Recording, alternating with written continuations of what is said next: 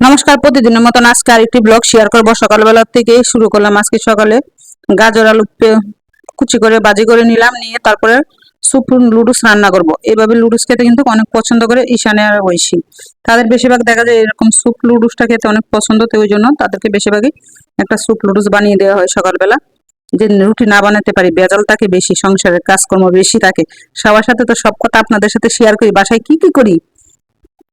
তো এই জন্য ভাই বোনদেরকে দিয়ে দিলাম, দিয়ে আমার একটু অনেক কাজ ছিল। তো আর আমি অনেক কাজটা শেষ করে পূজা টুজা দিয়ে তারপরে আমি দুপুরে দিকে একটু চার বিস্কুট খেয়ে নেবো। আর আজকে আমি মিষ্টি কুমড়া রান্না করবো। দেখেন এই মিষ্টি কুমড়াটা কিন্তু আপনার ভাই গাছের লাগানো, অনেক বড়। এটা বাসায় নিয়ে আসার পরে তারপরে হলুদ হয়ে গেল, পেকে গেছে।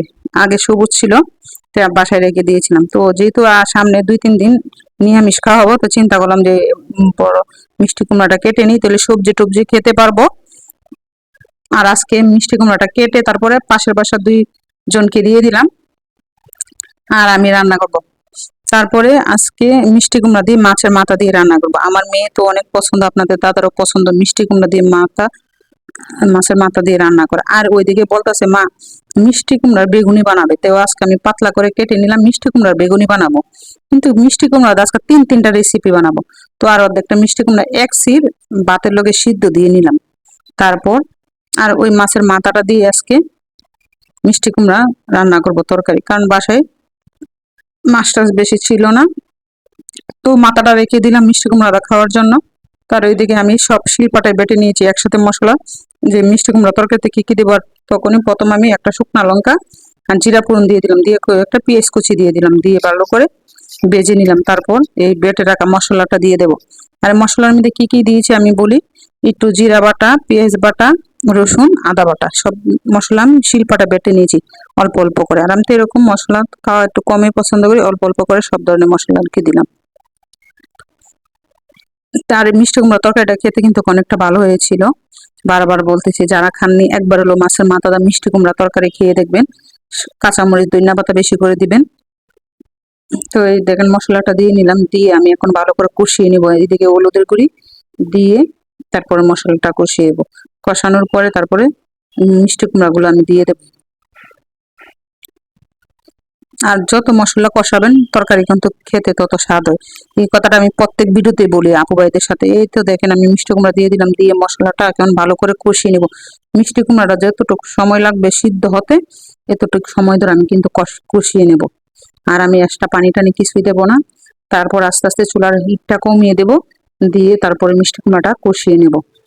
আর এইভাবে কে কে মিষ্টি কুমড়া তরকারি খেয়েছেন সবাই কিন্তু কাপু বাইরে একটু কমেন্ট করে বলবেন। যারা খাননি তারা একবার হইলেও কিন্তু খেয়ে দেখবেন। তাই আমার মিষ্টি কুমড়াটা ভালো করে কষানো হয়ে গেল। তারপর দেখি উপর তেল বেশি উঠেছে, তারপরে মাছের মাথাটা দিয়ে দিলাম, দিয়ে তরকারিটা রান্না করলাম। তো অনেক ভালো লেগেছিল। আর কাঁচামরিচ ধনিয়া পাতা দিয়ে দিলাম, বেশি করে কিন্তু কাঁচামরিচ ধনিয়া পাতা দিবেন, তাহলে এটার ফ্লেভারটা কিন্তু খেতে অনেক ভালো আসে। তো অনেকক্ষণ ধরে কিন্তু তো এই তো দেখেন আমার মিষ্টি কুমড়া তরকারি কালারটা কত সুন্দর হয়েছে, দেখতে কিন্তু অনেকটা লোভনীয় হয়েছে না? তো একটু বড় সাইজ হয়ে গেলে কিন্তু খেতে অনেকটা ভালো হয়েছিল। সিদ্ধ হয়েছে কিন্তু আমার মিষ্টি কুমড়া গুলা, দেখতে দেখা যাচ্ছে না? কিন্তু অনেক ভালো সিদ্ধ হয়েছে, খেতে কিন্তু অনেক। আর মিষ্টি কুমড়াটা একটু ছিল আঠালো টাইপের, খেতে অনেক ভালো লেগেছে। এই তো বেশি বেশি করে ধনিয়া পাতা দিয়ে দিলাম, দিয়ে এখন নামিয়ে নেব।